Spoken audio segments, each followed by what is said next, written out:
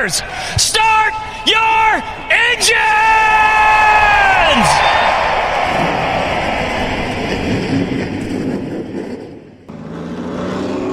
Yellow's out.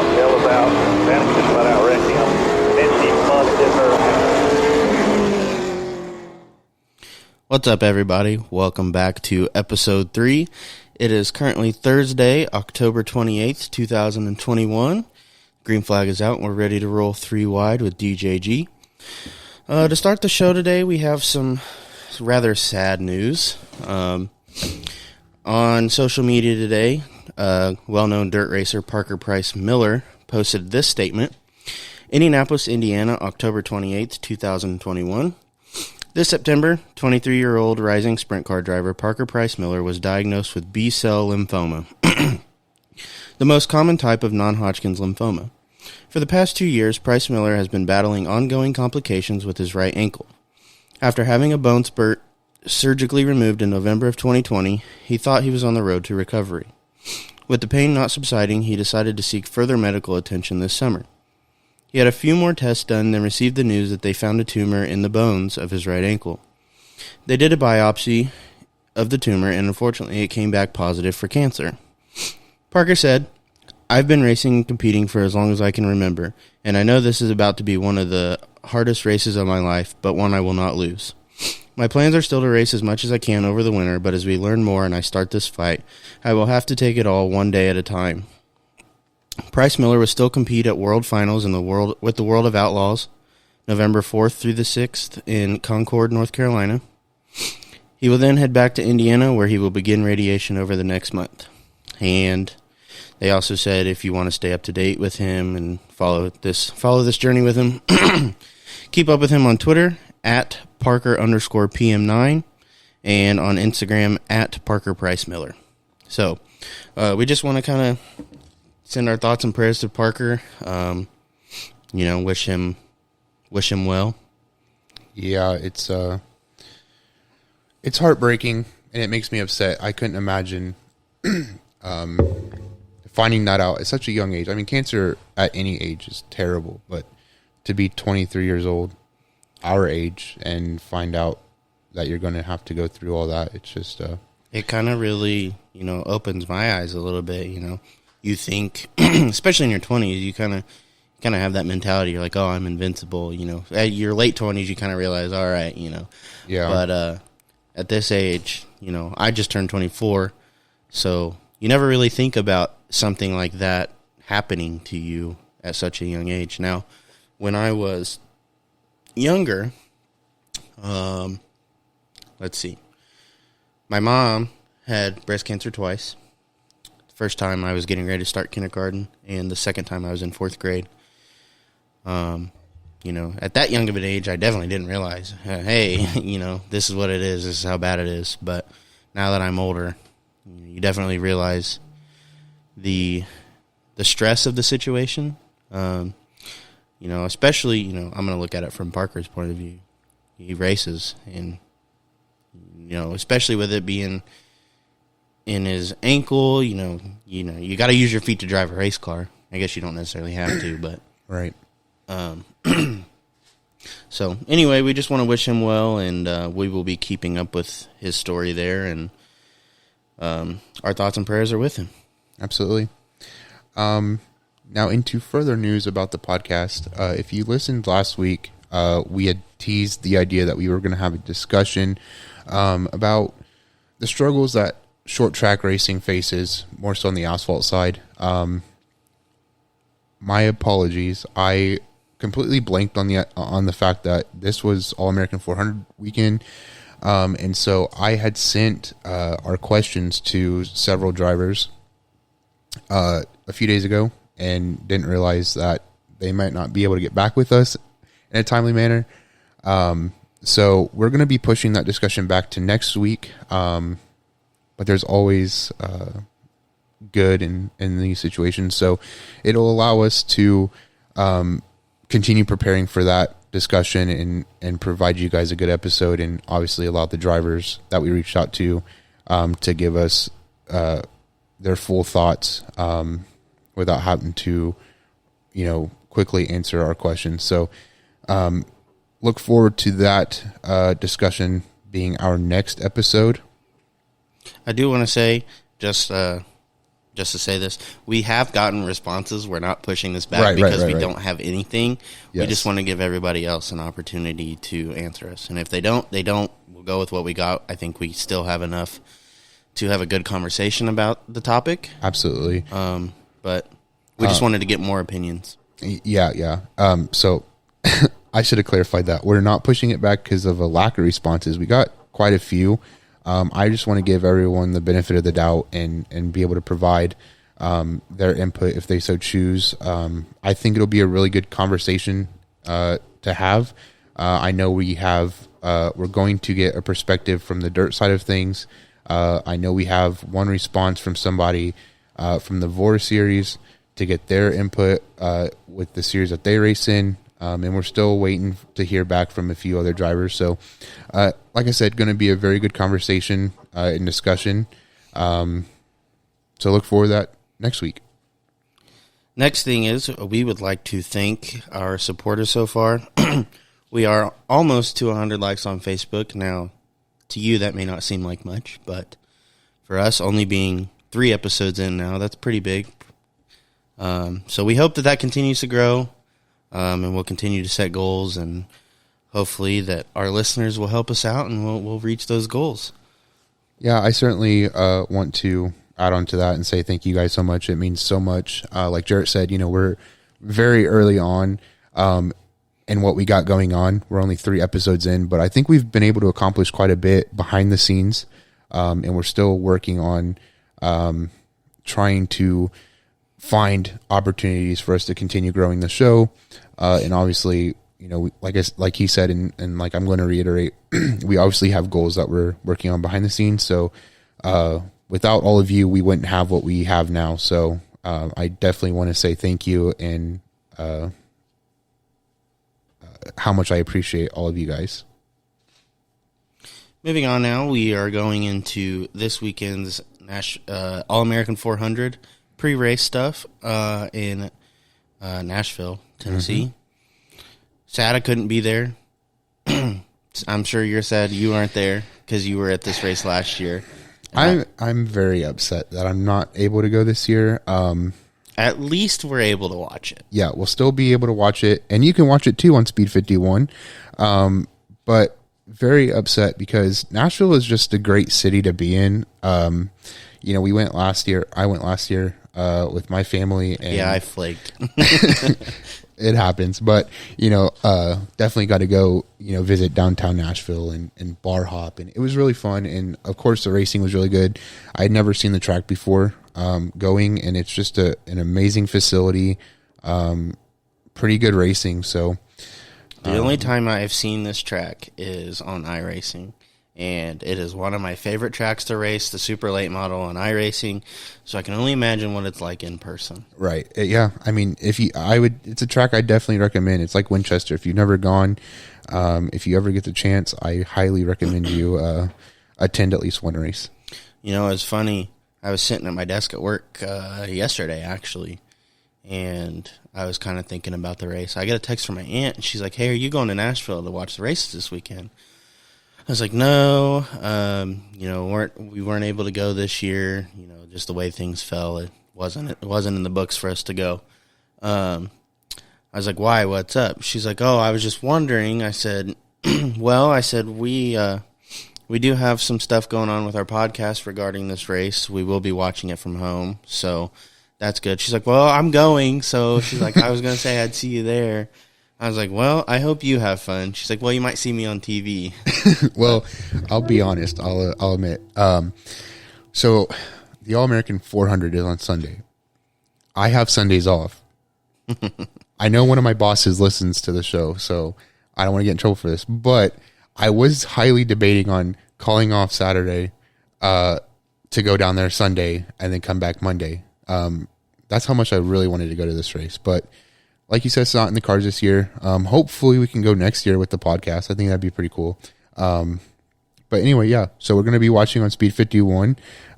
You can also watch the race on Speed 51. Just check out their website, and you'll be able to find it there. So we did. I believe we announced this last week, but we're gonna say it again. We are the sponsors for laps 32, lap 33, and lap 34 of both the Pro Late Model and Super Late Model races.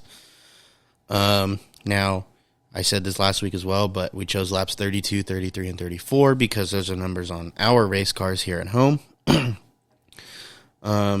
So we're excited for that. Hopefully, might give us a little more exposure. Again, it's just cool to be a part of the racing scene and, being able to support something like this. For sure. And, I was thinking, I didn't tell you this, after I had called the track to set this up. So you had to call them and Yeah. So they had posted on social media, on their social media accounts that, you could be a lap sponsor for $10. So I had called them and set it up, got it taken care of. And then I got off the phone with them. I was like, damn, I really wish they had offered that for the other races. Because they were only doing it for the All-American 400, the Pro Late Model and the Super Late Model races. And I kind of felt bad. But like you said, it's a good way to support racing, to give back to the sport that we love so much. And, it ain't much, but it's still going to be exciting for it's whoever something. Leads those laps. Right, so, right. I was going to also announce that if you all watch on Speed 51 or if you're watching at the track, we'll be sure to post and congratulate the drivers who led those laps. So just another cool thing that we got going on for sure. So moving on now, we're going to kind of cover the entry lists for All-American 400 weekend for all series. We have the Vora's Compact Touring Series. We have the Van Hoy Oil CRA Street Stocks, the JEGS CRA All-Stars Pro Late Models, and the ARCA CRA Super Series Super Late Models. So first off, we're going to cover the Vora's Compact Touring Series. Now, I am not going to read all the names on this list because as of October 21st, there were 45 cars entered. That's a lot. Can we, before we jump in, can we talk about that just for a second? Absolutely. And congratulate the series for bringing in that many cars, not only for this weekend. And at Winchester. But for Winchester. And, they had 50 cars, I believe, at Winchester. So, and not a quick turnaround either. So a lot of these guys, risk going to Winchester to run. Well, just you to got to think. Do a turnaround to do You gotta Nashville. think, some of these guys that are on here, I'm going to use Kyle Frame as an example, was involved in a wreck early on at Winchester in his race. And here we are 2 weeks later, turn around, and he's registered to run at Nashville. Yeah. Now, obviously, I don't know the extent of his damages that he got at Winchester, but it's a wreck at Winchester, so. Yeah. So I just wanted to bring that up, that, it's a quickly growing series, it seems like. I mean, it's been big for the last couple of years, but to bring, 50 cars to these last two big events is just something to definitely praise. Yeah, I think it goes to show that the hard work doesn't just exist in the higher, in like super late models and stuff like that. You'll get it all, you'll get it in stock compacts, you'll get it in pro compacts, you'll get it everywhere. There are guys that want to go put in that work to be the best. Right. I agree. So for my pick for the Vora's Compact Touring Series race, I'm gonna have to go with Tom Gosser in the Zero Outlaw car. He won it. He won the race at Winchester. The very first time I saw that car was at Bristol. I said that before. Car's just fast. It is. Dude can drive. But there's some other big names on here. We got our guy Kyle Frame. We got all the Gossers, actually. But yeah, that's my pick. I think that's a safe pick to go with. Like you said, he had a very fast car at Winchester. Very dominant race for him. I'm going to have to go with our guy Kyle Frame, friend of the show. Here's why. I think he also had a pretty good car at Winchester. Obviously, unfortunately, his day ended early in that early crash. But I think he has everything there. It's just got to fit together and fall into place for him. And I think he'll be able to pull it off at Nashville. I agree. Well, wish the best of luck to all the competitors in that race. That's a lot of cars. So we will definitely be watching that one. That's going to be a good race, I feel like. For sure. Now moving on to the Van Hoy Oil CRA Street Stocks. I will read all the drivers here. As of October 27th, there have been 25 cars entered. Starting the list from top to bottom, we have Kenny Wallace, Jeffrey Belt, Brett Hudson, Michael Crow, Blaine Aiken, Jackson McLaren, Aaron Wilkie, Michael Pinnell, Dallas Frua, Royce Harmon, Jeff Lane, Chad Pendleton, Thomas Skiles, Austin Maynard, Chuck Barnes Jr., Ken Schrader, Sammy Sanders, Kenny Wallace. Oh, sorry, I already said Kenny Wallace. Can't read. Kenny Vitito, J.J. Schaefer, Jason Atkinson, Andrew Teepee, Austin Evans, Ken Crabtree, Josh Sage, and Jamie Seitz. I also want to clarify there, I wasn't saying ugh because I don't like the driver. I was saying ugh because I can't talk. So no hard feelings there. Don't worry about that one. So for my pick in this race, I really hate to do this, but I'm going to have to go with Jason Atkinson. He's been really dominant everywhere he's raced this year. That car is set up, and it's good everywhere he goes. I agree, and that was going to be my pick as well. Very dominant car at Winchester. Like you said, he's been dominant everywhere he's ran this last year, so I think that's a safe pick. Now, I do want to say all of that kind of depends on if he races clean like he did at Winchester. Now, I'm assuming there will probably be a little more bump and run at Nashville than at Winchester, so obviously you're going to get that. But I do think there's a couple guys on this list that will definitely give him a run for his money. You have Andrew Teepee, who would have done really well at Winchester, but got involved in an accident. Mm-hmm. Jeff Lane, if his biggest issue is I think he has a lot of mechanical failures for whatever reason. It's just not been in his favor. But the car's fast. It is. He grabbed fast time at Winchester. He has a pretty dominant piece. It's just a matter of him being able to finish the race. But I think I was going to say Jeff Lane, definitely another pick of mine. If I didn't go with Jason, I think his car's top notch. I think it's dialed in. It's just a matter of him being able to finish the race. I'm going to say my top three here is going to be Jason Atkinson, Jeff Lane, and Brett Hudson. Not necessarily in that order, but Brett Hudson, I know at least at Anderson, he's very fast there. Now, I know that Anderson and Nashville aren't really comparable all that much, but all right, we'll see how that goes. So you're going with Jason as well?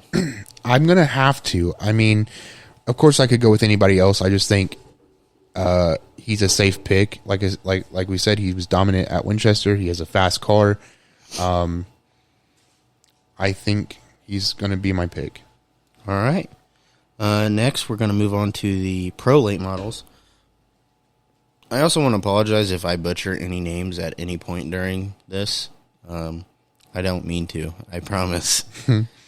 So first, we have Cody Coughlin, Michael House, Austin Wilson, Mike Pruitt, Jackson Boone, Mark Day, Michael Bolden, Daniel Bolden, Bryson Schaefer, Nick Egan, David Cobble, Connor Jones, Jordan Reddick, Trey Craig, Kevin Fullen, Ethan Myers, Chase Johnson, Brian Brown, Bubby Kofoid, Jake Bowman, Cole Williams, Garrett Dyes, Hunter Wright, Wes Griffith Jr., Austin Finley, Dylan Jones, Mike Murray, Charlie Keevan, William Hale, Jaron Crabtree, Tracy Green, Ryan Luza, Troy Hall.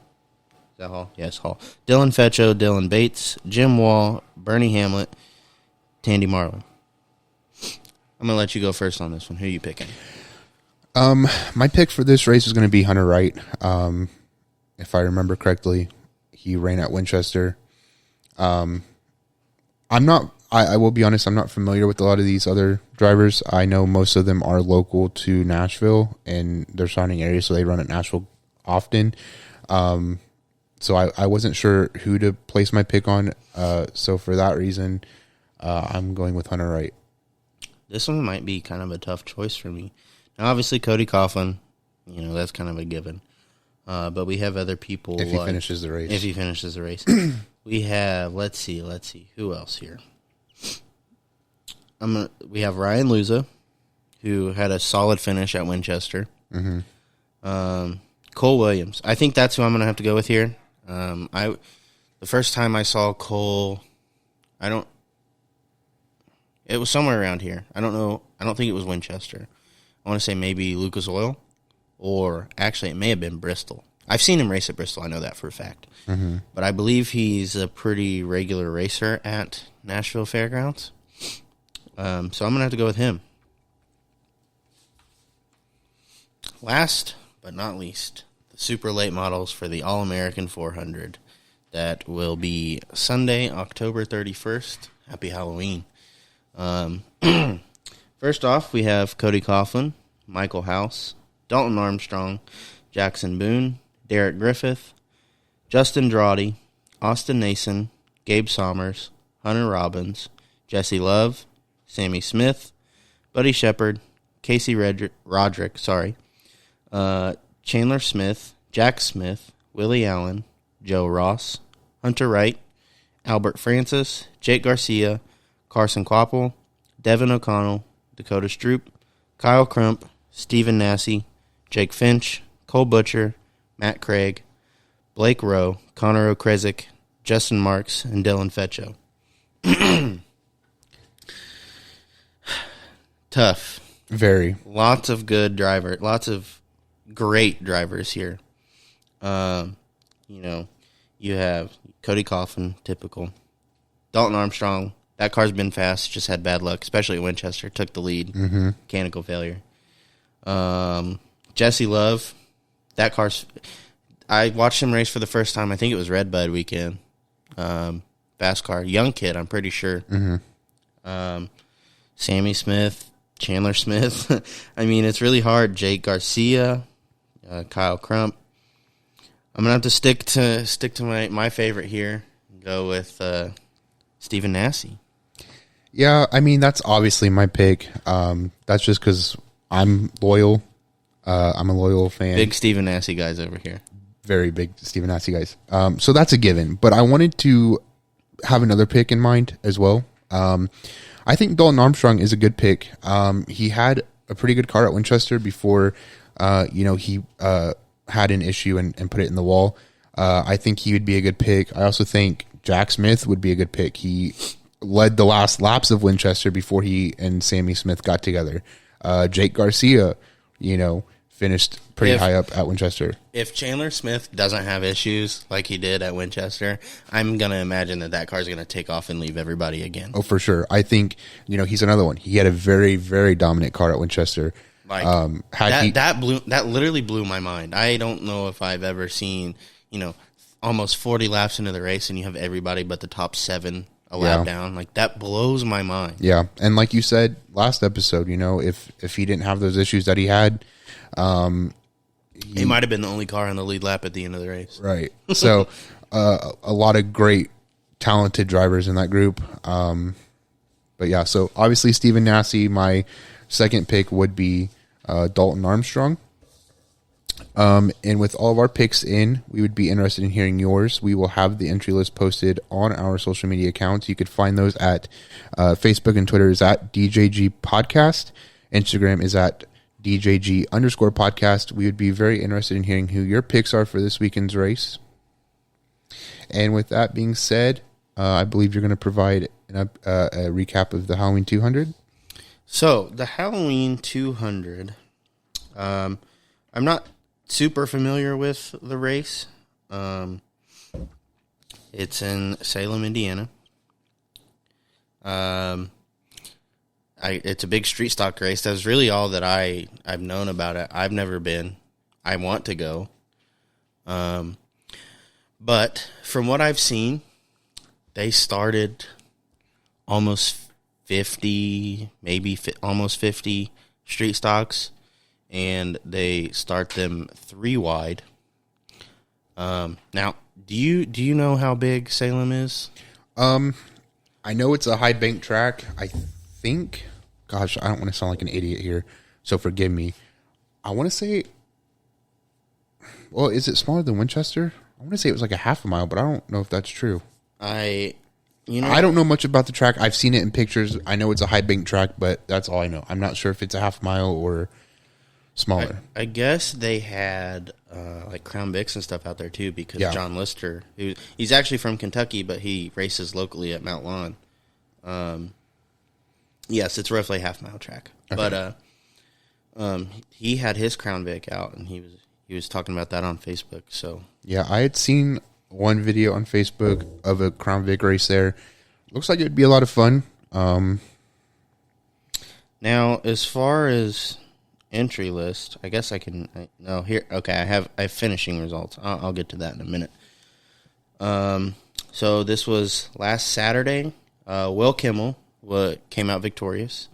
Which, if I'm not super familiar with him. I do know that he's an ARCA driver. Yeah, I mean, I've heard he's a pretty good driver. So he raced ARCA the night before, and then 500 miles away comes to a street stock race and puts it in victory lane. So props to him. Congratulations. Okay, so 47 cars started this race. He got the lead with less than 40 laps to go after the leader at that time hit the wall. He had off Brett Hudson for several restarts to win the race. Quote from Will Kimmel at the end of the race. He said, it was solid all night. The car was on point from the get-go. I knew we were good when it stayed the same there after 100 laps, and we got new tires. It never fell off, and with all the caution laps, it played right into our hands. Our car was super good on the short run. It was super easy to drive, and I was just a steering wheel holder tonight. So it should be noted that most teams had 2 full days of practice before the race on Sunday, and Kimmel only had 9 laps total before the race, so pretty impressive. So we'll go finishing order. I guess I'll probably just do... I don't know if I want to do all 40-some cars. I'll probably just do the top 10 here. So obviously the winner, Will Kimmel. Coming home second, Sean Smith. Brett Hudson third. Jeff Caudell fourth. Alan Williams Jr. in fifth. Skeeter Crum, what a name. Came home sixth. Kyle Hadley in seventh. Local here, Calvin Parham coming home in eighth. Just want to note, after this race, I saw on Facebook that Calvin had his street stock for sale. Yeah. So, sad face. I don't know if he's just getting out of racing as a whole or if he has other plans. I do know that he didn't actually race his car that much this year. He wasn't driving it. Mm-hmm. But he did run it at, I believe he drove it at Winchester. And I know he drove it at Salem, but outside of that, I think he only raced it at Mount Lawn once that I know of. Yeah, definitely wasn't on my bingo card of things to happen this year or during off season. But I guess, I don't know, I feel like I might be confusing drivers here, but I was told that he's been having like back issues or something like that, and that might have been someone else. I don't know. Don't hold me to that. But anyway, coming home ninth was Chuck Barnes, and rounding out the top 10 was Andrew TP. So that kind of wraps that up. I would like to go to this race maybe next year. I didn't even know it was last weekend. Yeah, I thought it wasn't like a very well promoted race. Well, I know it's a big race, but like, you know what I mean? Like I personally didn't see anything on it. I mean, I don't want to sound like an idiot once again, but I thought it was around like closer to Halloween. Like this week, right. This weekend. Like it would have been like this Saturday or something. But I guess they couldn't do it this weekend because of All-American 400. So, yeah, I don't want to sound stupid, but I would just assume stupid. It's fine. I would just assume that it would have been closer time. I do remember seeing a couple posts about it on social media, but it wasn't like you said. I don't think it was, in my opinion, promoted as well. It could have been for sure. Well, another thing is, I'm kind of glad I didn't go because after sitting out in the rain and mud the weekend before at Winchester, I wasn't about to go sit in the cold and, Yeah, I mean, I don't want to sound like a crybaby, but it took a while to recover from Winchester. I still think that weekend will haunt me for a while. No, it was fun. No, it was, but like off topic for a second, my boss listened, one of my bosses, and she was like, I could not stop laughing at like your story about camping. I was like, it was terrible. Like we made it sound funny, but it was not funny. Yeah. It also didn't help that I was sick beforehand. Like, that just made it worse, but, like, I was trying to stay positive the whole time. But anyway, so hopefully next year, there's a lot of races we want to go to next year. Speaking of races we're going to next year, we did buy our tickets to go to the ARCA and truck race at Lucas Oil. There's more news on that later. You brought it up. I wanted to say that I was the one that volunteered to buy these tickets, and let me tell you, I get anxious pretty easily, and I was sweating the entire time because they went on sale at 11, or they were supposed to. I kept refreshing the page and nothing was happening. I'm like, oh no, like they're going to get sold out. And then it finally popped up, and then I was like, crap, I need to ask Jarrett where he wants to sit at because I've never been to the track, so I don't know what's the good. You've never been to Lucas Oil? No.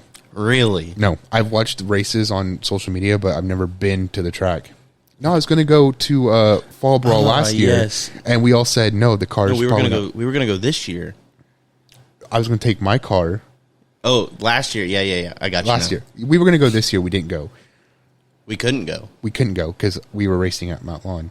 But last year, I was going to take the car, and we all were like, "Nah, it's probably not safe." Long story. But the thing anyway, was a rolling death trap. I promise. Took me 20 minutes to get out of for sure. I couldn't. I'm not joking when I tell you this. I physically could not get in this car. The seat was a little close to the steering wheel. That wasn't my problem. It was just the roll cage.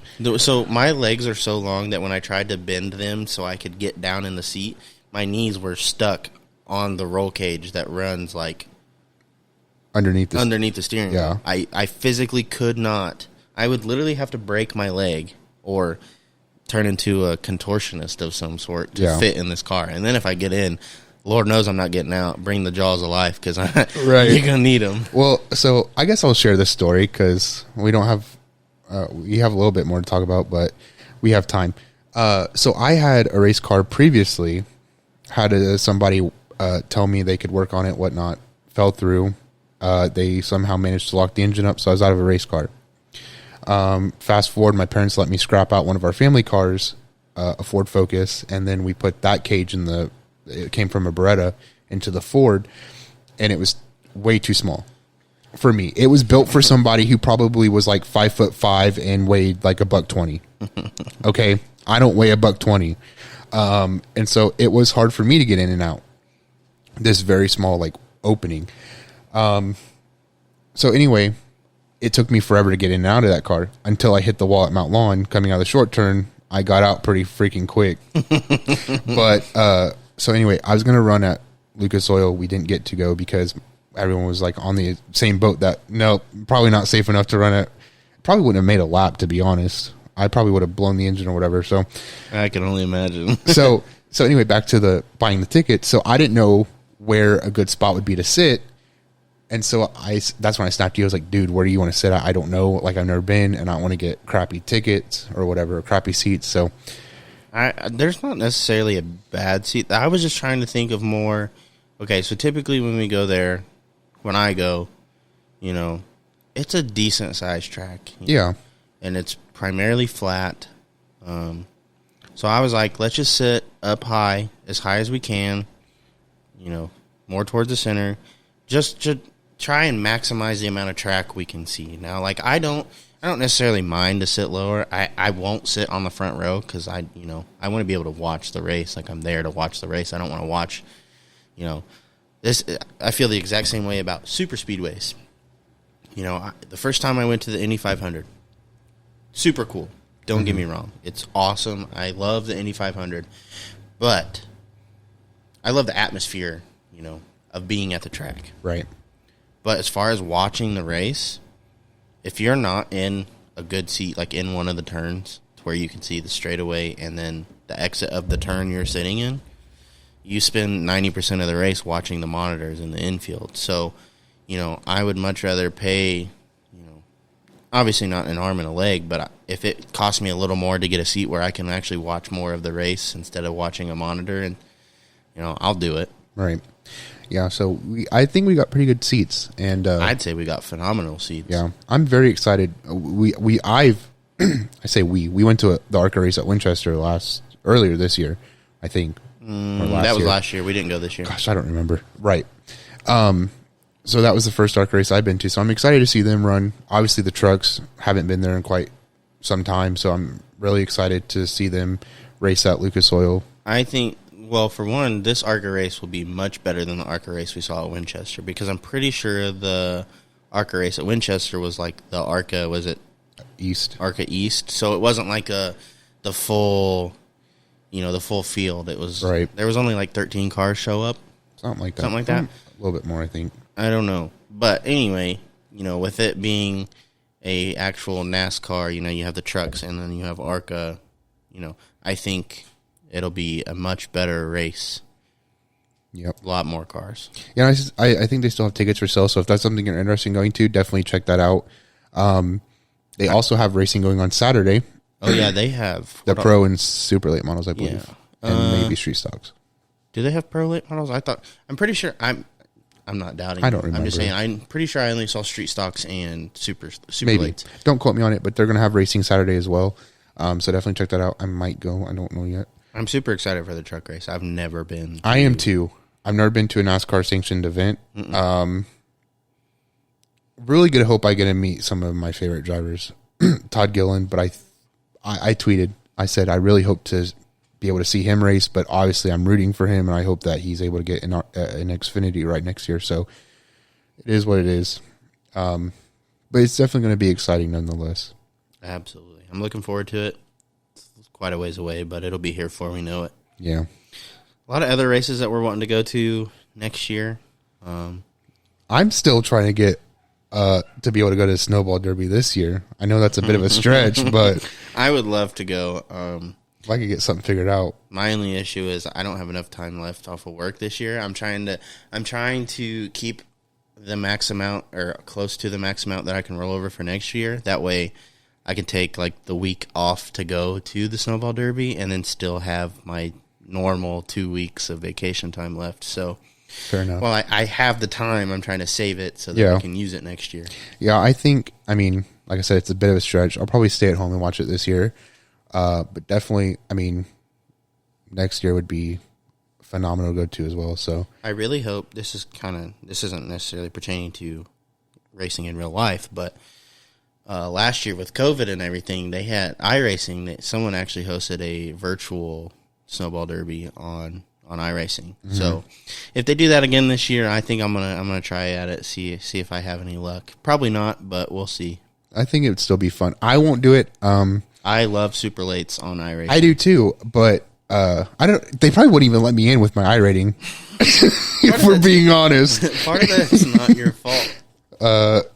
So I'll share a quick story about that. So I had bought a pretty shady computer offline. It was good. It wasn't bad. It just I don't know. I'm not a computer guy, so if you say it's good, I believe you.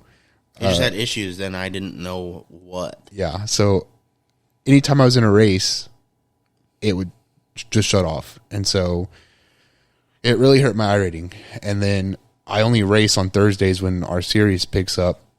Other than that, I don't have time. I'm always working, so so they might not even let me in. I don't know, but I'm sure it'd be fun regardless. Even if you don't advance or whatever, I still think it'd be a fun experience, and you're able to say you tried or whatever. I'm pretty decent at super. I'm not at Five Flags. So. I'm not. I agree with you 100%. I think you're phenomenal, and I think you would go far if they did it again this year. If anybody knows how to, I only run fixed setups, so if anybody knows how to set up a super late model at Five Flags, hit me up. Yeah, you can email him at contact.djgmotorsports@gmail.com, and I'll be sure to forward that email to him. So I guess we could, you got anything else? I don't think so. Before we move on? All right, so we're going to spend the last part of the show just kind of discussing our future plans as we continue to grow a following. I'm sure everyone's kind of like, what are you guys' plans? Like, what are you guys about? What do you guys want to do? There's a lot. A lot that we want to do that we're just kind of, it's a lot of timing. We're just kind of, we don't want to jump on something too early, but we also don't want to wait till it's too late. Right. And, with I mean, you have a pretty good job. You work, what, like 8 to 4? I work 7 to 4. Okay. I work 3 to 11 p.m. So, Our schedules are exact opposites. yeah. And I literally go home or go to work, come home, go to bed, go back to work until my day's off. So it's a lot of that as well, trying to balance a schedule to be able to do some of this stuff. But, the first piece that we're working on right now, behind the scenes is, we're going to have a friend of mine make us a logo, and I'll be sure to link her Facebook page as well, and I'll share it on our social media so that if you guys have anything that you need done, I'm sure she'll be able to do it. So big shout out to Ashley. She's going to be making our logo for the podcast. She's also going to be making us a logo for our race team. So very excited about that. Can't wait to see those once they're done. I think at least for the podcast logo is going to look really cool if we can get it to turn out how I envision in my head, or at least even close. I mean, I spent some time today trying to draw a rough idea of what we want, but I can't draw. Yeah, so I can't either. Trying to get all the ideas down on paper to show exactly what we want is a little difficult.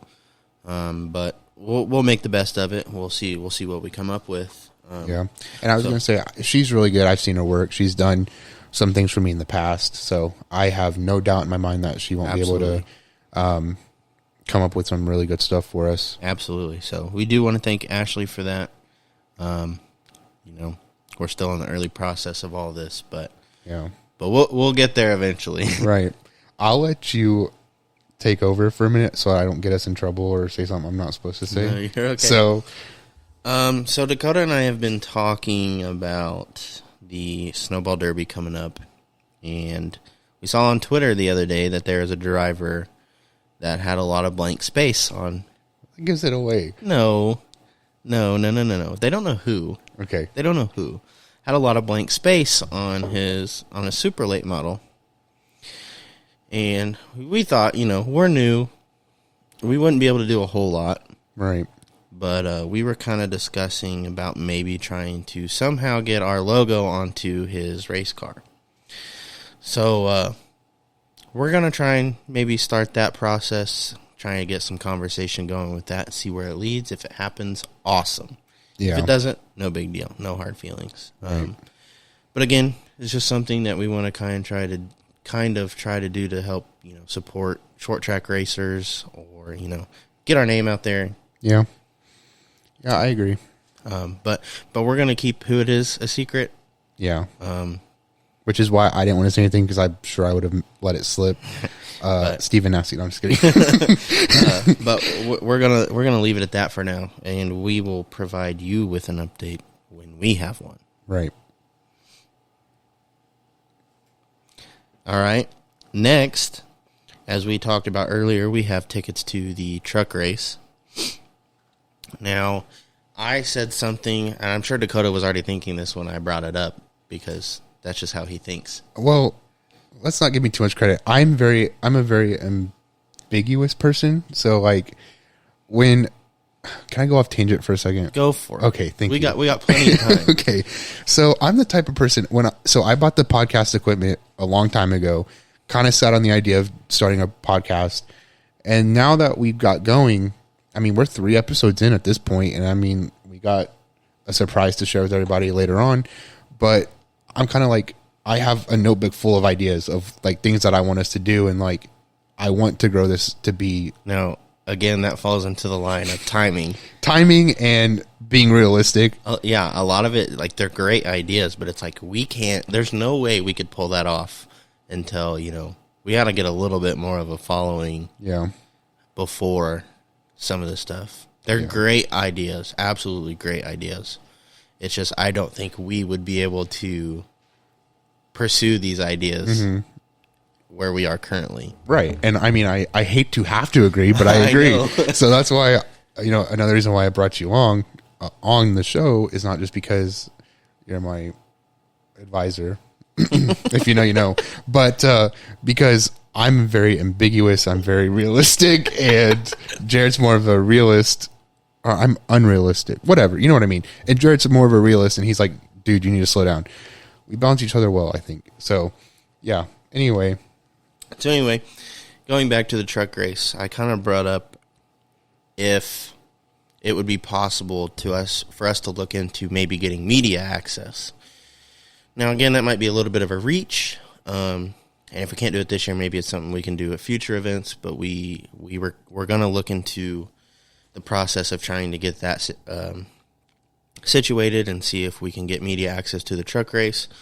That way we can kind of provide you guys with some up close, maybe do some vlogging, just stuff for YouTube, kind of show our viewers what it's like to be up close with these. For those of you that don't go to races on a regular basis or don't go at all. Well, I mean, and that too, I don't want to get too much into next week's topic, but even for us to see things that we might not see behind the scenes, I think if we can have that opportunity to really show the behind the scenes and, really grow that interest of, oh, I didn't realize that was something that happened, or I didn't think of that. I'm only seeing the cars on track, whatever. So it'll provide a big learning experience for us as well. So, yeah. Now we're not necessarily starting from ground zero, but there's always opportunities to learn. And I think it'd just be cool to be able to soak in all of that, especially at a NASCAR event. Yeah. Granted, it's not the Cup cars, but hey, it's racing, and that's what we're here for. Right. I'll take on this one because I won't get in trouble for. Before we go, another media access possibility that we have talked about. It won't happen this year, but it's something we might look into for next year. Is media access to PRI. If you don't know what PRI is, it's a big automotive trade show in Indianapolis. But you can only go if you're, I guess, in air quotes, invited. So you have to be, have a business in the automotive trade or, I guess, media. So we're either going to look into trying to get in via our motorsports team or media. But there's a lot of research to be done there to see what we got to do and go from there. But that might be some big news. I don't know as far as if we get in, what all we can document. I don't know if there's you have to be sworn to secrecy type, right. Swear on the Bible or something like that. But I've been to PRI before. I know you haven't. And there's more than just oval track racing. There's drag racing. There's all sorts of stuff. And for me, we're sim racing guys. We'll kind of talk about that a little bit here later. But they have motion sims, so they have $100,000 racing simulators that you can basically just go try for free. Right. But there's lots of neat stuff. Even if you're just into the oval track world, there's stuff there for that. But there's a lot of cool stuff out there that's just motorsports in general that may not even be related to asphalt or dirt oval racing. Right. It's definitely on my bucket list. I really, really want to go and see what it's all about. I've heard great things about it, so it's something I really want to do and just check out and be able to see some of the things that I'll never be able to afford. Pretty much. Turbo's twice the size of my head, and I don't know. But so that's something we're hoping that we get to do next year. We thought about trying to do it this year, but we think it's just too late to try and get everything situated for that. Yeah. So last week, we had talked about offering video episodes or posting our episodes for you to watch on YouTube. We've discussed, and we think that we're going to push that back to the start of the new year. So that will be an option for everybody starting in January 2022. And with that being said, we can announce. Can we get a round of applause, please? Thank you. We have our studio set up. We have our set up.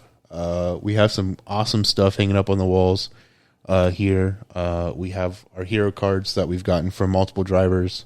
We have our Sim Racing League poster set up. Some Bristol dirt.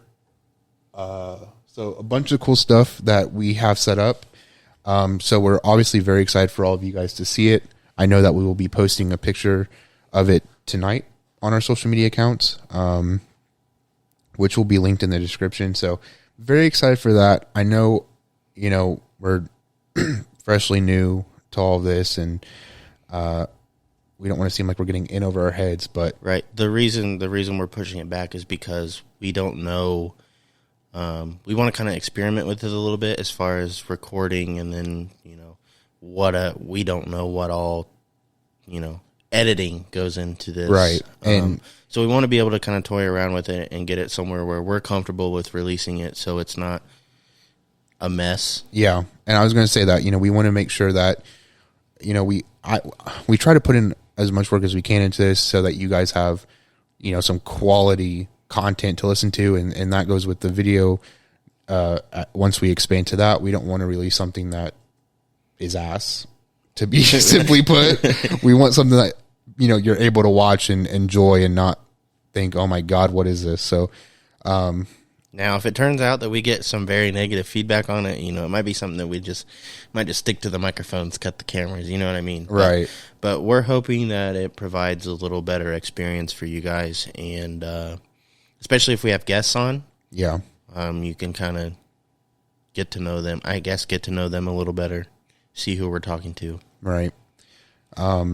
So it hurts me to say that we have to push it back. We don't have to. We're going to. We're choosing to. But it's for the best. But obviously our hopes and goals for this show is to, expand as big as we can and to just provide you guys with quality content about racing and everything else. So yeah. Before we get to our last bit of news here, I'm going to add something else. Just kind of transition to the NASCAR world. Mm-hmm. We're going into the last race this Sunday before the championship. Thank you for bringing that up. Yeah. And my man Kyle Larson has taken 2 out of the 3 races this round. So currently he is the only one locked into the championship 4 with 1 race left before the championship race, and it's at Martinsville. Yeah. Not to cut you off, but it's going to be very good racing, a lot of drama. The problem is we're going to have to flip back and forth between that and Nashville. Yeah. We'll figure it somehow. If I have to pull my TV, we could set a TV up out here, set 2 TVs up, and have 2 different races on.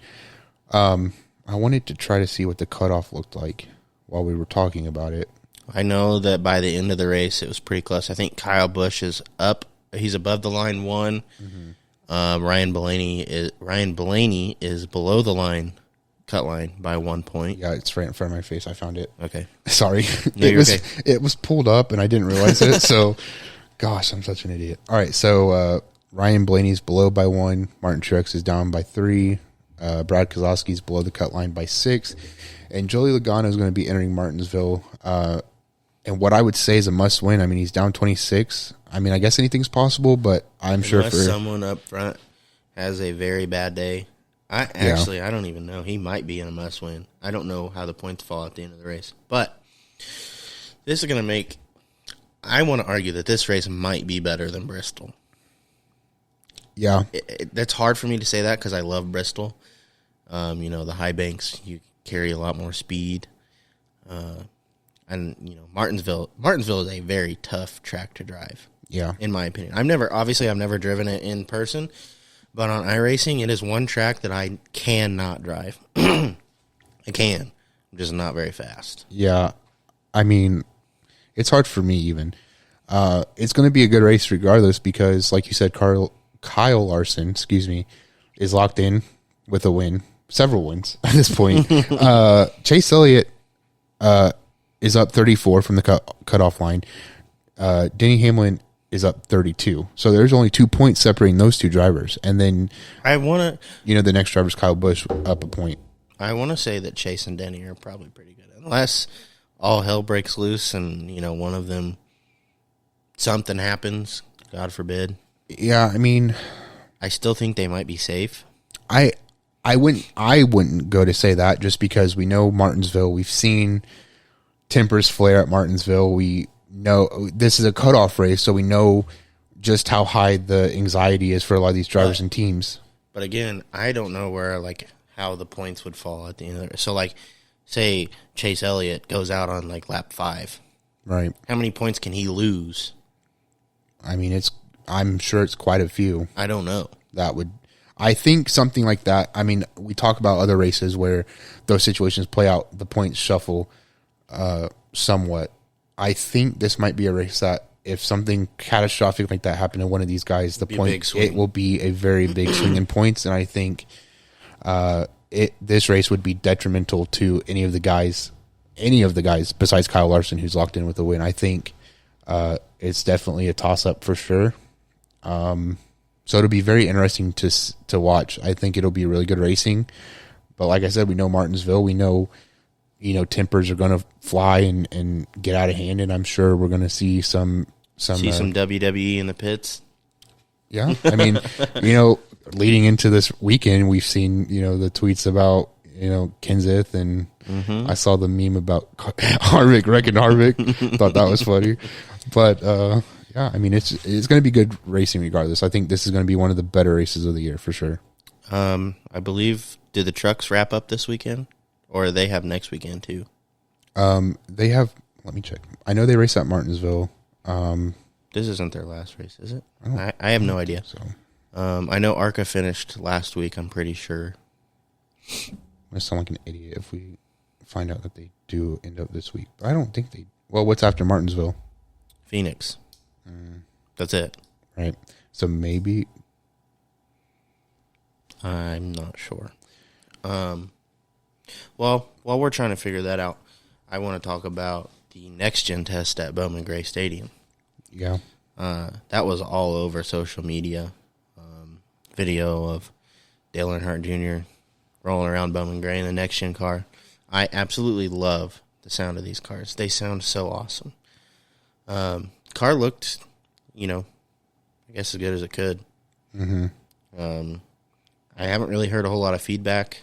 I don't think. I haven't really paid a whole lot of attention to it. But so it's good to see that in the works for the Clash next year, because the Clash is going to be ran at a track very similar to Bowman Gray. I think it'll probably make for some good racing. Mm-hmm. I hope anyway.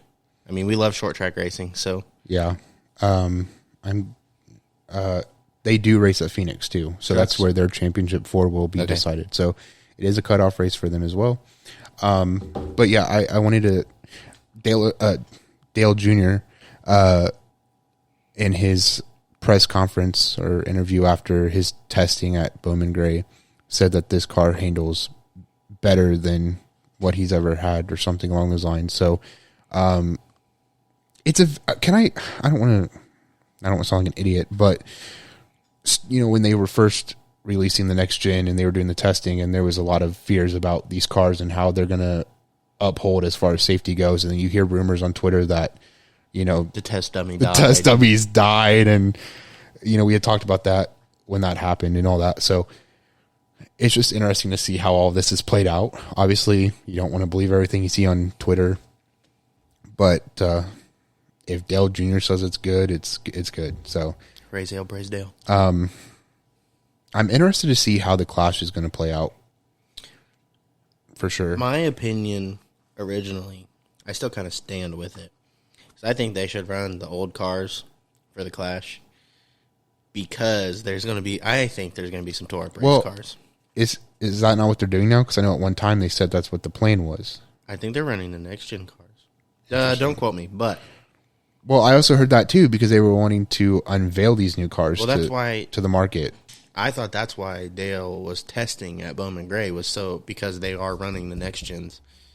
Yeah, so that makes sense. But I know at one time, I don't sound like an idiot here, because I know at one time they had talked about, the teams were not interested in running the next gen with them, being brand new. They wanted to race the old bodies while they still had them. That's it makes sense financially to me. Yeah, to race the old car, since it, I mean, I get both sides of it. If I was making that decision, I would say, let's stick with the old bodies. I do have a question. I don't know if you have the answer to this or not. Is there any benefit? Like, there's no points or anything involved in the Clash, right? Nothing. Like, no. No. This is just a exhibition race. Kind of just for the fun of it. Yeah. Kind of. I don't want to get criticized. I wasn't a fan of them announcing that they were moving the class from Daytona to LA when it was announced. Yes. Now I kind of like, it is what it is. I know they're trying to like introduce the sport to a new market out west, specifically California, or I hate California, LA or whatever. But but I don't know. It's definitely going to be interesting. I'm interested in seeing what the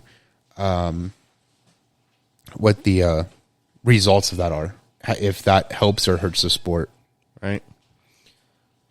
That's kind of all I have to cover on that. I just wanted to kind of bring that up because we're nearing the end. So I guess the last bit of news that we have for this week is Dakota and I run on iRacing in a weekly series, the iRock Challenge series. Shout out Chris Wally for putting that on. I just want to say, great guy. I know he puts in a lot of work. We've talked to him several times about, how much time and effort goes into it. So definitely huge shout out to him. You can follow the iRock Challenge series on Facebook. Just search iRacing iRock series and it'll be there. So starting next Thursday, this Thursday's our last practice race. So this race doesn't really have any meaning. We don't have to run. Next week starts the regular season, season 4. We will be all running the next gen Chevrolet Camaro. I think our first race is Daytona. Yeah, I believe it's Daytona. It's the shootout. I hate pack racing. Or I hate plate racing. I always get caught up in everyone else's. That was my whole season this past season, is getting caught up in someone else's stuff. I'm only good at short tracks, and we run like 2 of them. I thought that too in my instance, and I was like, I feel like I might be a little bit better at the plate races. I love short track racing though. Huge. I don't know why I'm good at. I was also good at trucks when we ran them on dirt. Because especially when we ran them at Eldora, because everybody's like, "Why is your truck so loud?" I'm like, "I don't lift off the gas pedal. Like, why are you guys lifting?" Right. I definitely was not. I don't practice for dirt. I just go and run it. Felt like that was one of my better races before I got caught up in someone else's stuff. So I ended up working my way to the front like 3 times. Yeah, 2 or 3 times. You were pretty dominant that race. Yeah, I needed like 5 more laps, and that race was mine. I won it. But anyway, so we start next Thursday. Race start time is what, 9:30 p.m. Eastern time? Yep. And all of these races will be broadcasted live on Facebook. I don't know about YouTube. I know Facebook for sure. It's broadcasted live on Facebook, and then they post it to YouTube after the broadcast concludes. And you can find their information on Facebook at PTM Racing TV. They broadcast our races. They also broadcast a ton of other They series. broadcast at least a race almost every night. Yeah.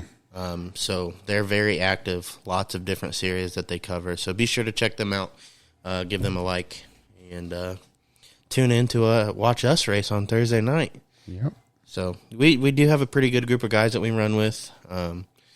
They're all relatively clean. Obviously, accidents happen. It is racing.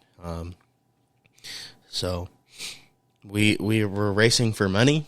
We have prizes like little banners and stuff that we win each week for winning races and stuff like that.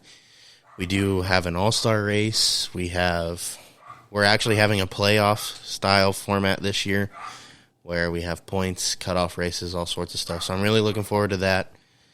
See how far we can go. I'm confident that we will do pretty well. So, again, we'll see how this goes. I'm not super familiar with the next gen car. From when I have driven them, they are pretty easy to drive. Mm-hmm. But so I'm looking forward to that next week, and that's all I have. Yeah, I don't have anything else to say. Just looking forward to next week, where we will have again a discussion, a conversation about the struggles that short track racing on the asphalt side faces compared to what seems to be a lot of success on the dirt side. I also want to dive into more recent news about NASCAR compared to F1 and the struggles that NASCAR faces compared to or the success that F1 has seen recently compared to the struggles of NASCAR. So a very good conversation that we will have next week. So be sure to check us out.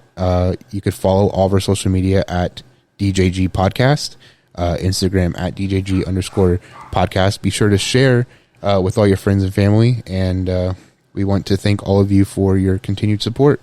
Also want to note that if you hear Hunter's dog in the background barking, we deeply apologize. That dog does not stop barking. Yeah.